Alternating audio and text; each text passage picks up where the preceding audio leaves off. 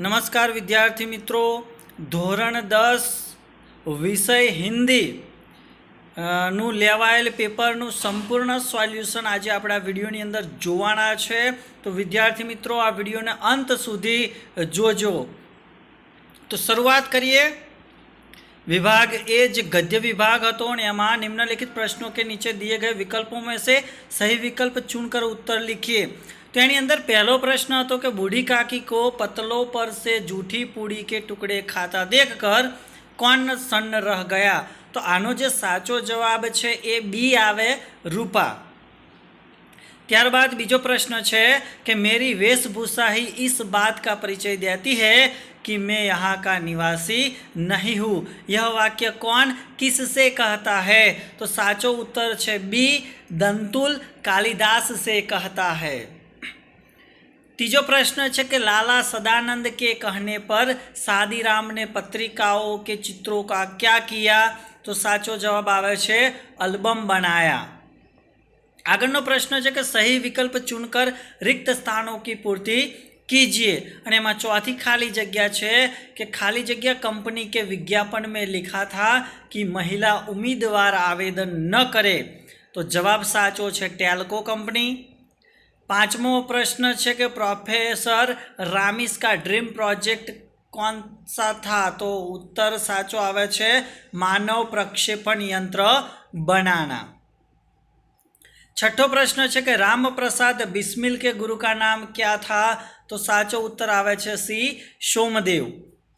अने हाँ विद्यार्थी मित्रों, जो हजी सुधी तमे अमारी आ चेनल पर जो नवा हो अने चेनल ने जो सब्सक्राइब करवानुं जो बाकी रही गयुं होय तो चेनल ने सब्सक्राइब करी बाजुमां आपेल बेल ने प्रेस करी देशो, जेथी आवनार तमामे तमाम नवा विडियोनी नोटिफिकेशन मळती रहे। ने जो आ विडियो गमे तो लाइक करजो अने तमारा अन्य मित्रों ने शेर करवानुं भूलता नहीं। आगळ जोईए तो निम्नलिखित वाक्य में से सही वाक्यांश चुनकर पूरा वाक्य फिर से लिखिए। अने सातमो वाक्य है कि ईसाई पादरी के अनुसार। तो साचो जवाब है सी, हम लोग अपने कार्य में गर्व नहीं लेते। आठवां प्रश्न है कि लेखक सबसे बड़ा काम किसे कहते हैं। तो साचो जवाब आवे छे ए, जीवन जीने को मानते हैं। त्यारबाद नवमो प्रश्न है कि जॉन डंकन स्कॉटलैंड में रहने वाले एक खाली जगह थे, यानी कि बीजो जवाब बी जवाब साचो है, गरीब बुनकर का पुत्र था।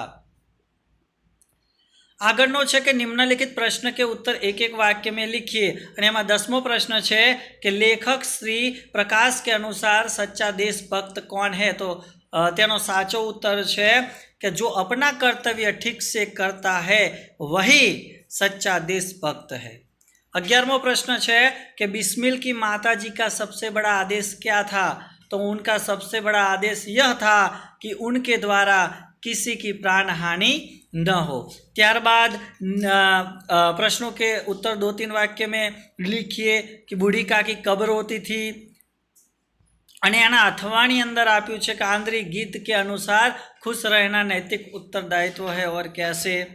त्यारबाद 4-5 वाक्यनी अंदर આપણે जवाब લખવાના હતા कि लेखक की दृष्टि में मनुष्य को एक स्थान से दूसरे स्थान पर कैसे भेजा जा सकता है। एना अथवानी अंदर चोरी का पता लग जाने पर नंदन ने बिंदु के साथ कैसा व्यवहार किया। त्यारबाद आपणे कथन आपेला है, एनो आशय स्पष्ट करवानो हतो कि लड़कों का बूढ़ों के प्रति स्वाभाविक विद्वेष क्यों होता है, अथवा धन सुख का जादूगर भी है और शांति का डकैत भी है।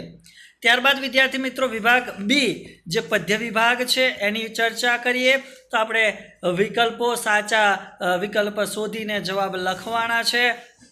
और एमां 15मो प्रश्न है कि कलधौत के धाम का अर्थ क्या होता है। तो साचो जवाब है सी आवे, सोने का राजमहल उसे कहा जाता है। त्यारबाद 16मो प्रश्न है कि भारत का भाल खाली जगह है। तो विद्यार्थी मित्रों अहींया साचो उत्तर हिमालय आवे छे। त्यारबाद 17मो प्रश्न है कि खरहा कहाँ रहता था। तो एनो साचो जवाब सी है, झाड़ी में रहता था। 18मो रिक्त स्थानों की पूर्ति कीजिए। और 18वीं खाली जगह है कि प्रभु स्वामी है तो भक्त क्या है। तो सही उत्तर है दास। 19वां प्रश्न के लोमड़ी ने खाली जगह कहकर कुत्ते को संबोधित किया, तो साचो जवाब आवे छे मामा। અને 20मो छे साधु बाहर से खाली जगह होता है, तो साचो जवाब आवे छे नम्र। આગળનો વાક્ય સાચું પસંદ કરીને વાક્યને ફરીથી આપણે લખવાનું હતું ને 21મો પ્રશ્ન છે કે મીરાબાઈને अपने सदगुरु की कृपा से, साचो जवाब बी आवे छे राम रतन धन पाया है। 22मो प्रश्न है कि आजकल के साधु के सामने कोई तर्क करने आए तो वे क्या करते हैं, तो सही उत्तर ए है कि अपनी पोल खुल न जाए इसलिए मौन रहते हैं। आगरनो प्रश्न है कि कुत्ते की सीख काव्य में दिनकर जी प्राण बचाने के लिए क्या कहते हैं, तो सही उत्तर सी है कि सारी शक्ति लगाने के लिए कहते हैं। આગળનો પ્રશ્ન છે કે નિમ્નલિખિત પ્રશ્ન के उत्तर एक एक वाक्य में लिखिए। અને 24મો प्रश्न है कि जन्मभूमि काव्य में भारत की किन किन नारियों की बात बताई गई है, तो जन्मभूमि काव्य में भारत की अहल्या, सावित्री और सीता जैसी नारियों की बात बताई गई है। और आगे का प्रश्न है कि कवि ने नावों की नगरी किसे कहा है, तो सही उत्तर है कि कवि ने नावों की नगरी कश्मीर को कहा है। आगे 2-3 वाक्य में उत्तर लिखना है कि सूखे पेड़ पर तोते को देख इंद्र को क्यों आश्चर्य हुआ, अथवा में लकुटी लेकर रसखान क्या करना चाहते और क्यों। आगे 4-5 वाक्य में उत्तर लिखना है कि तोता और इंद्र का संवाद अपने शब्दों में लिखिए, या भारतवर्ष हमारा है काव्य से क्या बोध मिलता है। આગળ હતું કે ભાઈ પંક્તિઓનો આશય સ્પષ્ટ કરવાનો હતો અને એમાં પંક્તિ હતી કે જન્મ જન્મ की पूंजी पाई जग में सब खोवायो, अथवानी अंदर जब भी भूख से लड़ते कोई खड़ा हो जाता है सुंदर दिखने लगता है। ત્યારબાદ મોસ્ટ આઈએમપી વિભાગ કહેવાય એટલે કે વિભાગ સી વ્યાકરણ વિભાગ, એની પણ આપણે ચર્ચા કરી લઈએ। तो निम्नलिखित कहावत का अर्थ स्पष्ट कीजिए।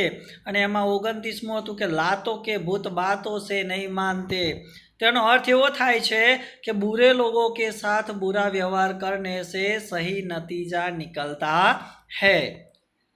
आगे का प्रश्न था कि शब्द समूह के लिए एक शब्द लिखिए कि सहेलगाह पर आए हुए यात्री उसे क्या कहते, तो उसे सहलानी कहते, सहेलानी कहा जाता है। आगे सदिच्छाए की हमें संधि छोड़नी थी, तो उसकी संधि इस प्रकार सद प्लस इच्छाएं होती है। संधि को जोड़िए, सदा प्लस एव यानी कि सदैव होता है। आगे मुहावरे का अर्थ देकर वाक्य में प्रयोग कीजिए। तो ठंडी आह भरना, उसका अर्थ है कि दुख भरी सांस लेना। आगे का है कि शब्दों का विरोधी शब्द लिखिए। कोमल का विरोधी कठोर होता है और खर्च का विरोधी बचत होता है। आगे का प्रश्न है कि पर्यायवाची शब्द लिखिए। तो मेघा का पर्यायवाची शब्द बुद्धि है और मल्लाह का पर्यायवाची शब्द नाविक है। आगे का प्रश्न भाववाचक संज्ञा, तो डाकू शब्द की भाववाचक संज्ञा डाकू रानी है और कांपना शब्द की भाववाचक संज्ञा कंपन है। विशेषण की बात की जाए तो बर्फ शब्द का विशेषण बर्फीला होता है और शरीर शब्द का विशेषण शारीरिक होता है। आगे कर्तुवाचक संज्ञा पहचाननी है। तो धर्म शब्द की कर्तुवाचक संज्ञा धार्मिक है और विश्लेषण शब्द की कर्तुवाचक संज्ञा विश्लेषक है। और अंतिम प्रश्न है कि समास को पहचानिए। तो नवग्रह उसका समास द्विगु समास है और राम रतन का समास कर्मधारय समास है। विभाग डी की बात की जाए तो लेखन विभाग है। तो विद्यार्थी मित्रों 46 अंदर આપણે दूरदर्शन એટલે કે ટીવી अथवा तो आकाशवाणी विषे नानी टिप्पणी લખવાની હતી। ત્યારબાદ ફકરો આપેલો હતો અને ફકરાની નીચે આપણને પ્રશ્ન પણ આપેલા હતા અને એ પ્રશ્નના જવાબ આપણે આ ફકરો છે, પેરેગ્રાફ છે એ વાંચીને આપણે ત્યાંના આપવાના હતા જવાબ। ત્યારબાદ पत्र पूछायो तो एमा मोदी अपनी सखी तेजल भट्ट को जीवन में अनुशासन का महत्व समझाते हुए पत्र लिखती है। अने 54वां प्रश्न नी अंदर એક વાર્તા પૂછાઈ હતી, એ પણ આપણે શીર્ષક આપીને વાર્તા લખવાની હતી. એમાંથી 100 બોધ મળે એ આપણે જણાવવાનો હતો. ત્યારબાદ 55ની અંદર મેરી માં, કોરોના એક મહામારી અને સ્વચ્છ ભારત. તો વિદ્યાર્થી મિત્રો આ જે પેપર હતું એની અંદર જે હિન્દીના જે મોસ્ટ આઈએમપી પ્રશ્નો આપેલા હતા તેમાં 3 થી 4 પ્રશ્નો એવા છે જે એ મોસ્ટ આઈએમપી પ્રશ્નો આપેલા તેમાંથી જ પૂછાયેલા છે. જેમ કે આ નિબંધની અંદર આપણે કોરોના વાયરસ વિશેનો એક નિબંધ આપ્યો હતો અને એ નિબંધ અત્યારે પેપરની અંદર આવી ગયો છે. તો વિદ્યાર્થી મિત્રો હવે આપણે આગામી વિડીયોની અંદર સંપૂર્ણ સોલ્યુશન સાથે મળીશું. તો ત્યાં સુધી જય હિન્દ, જય ભારત.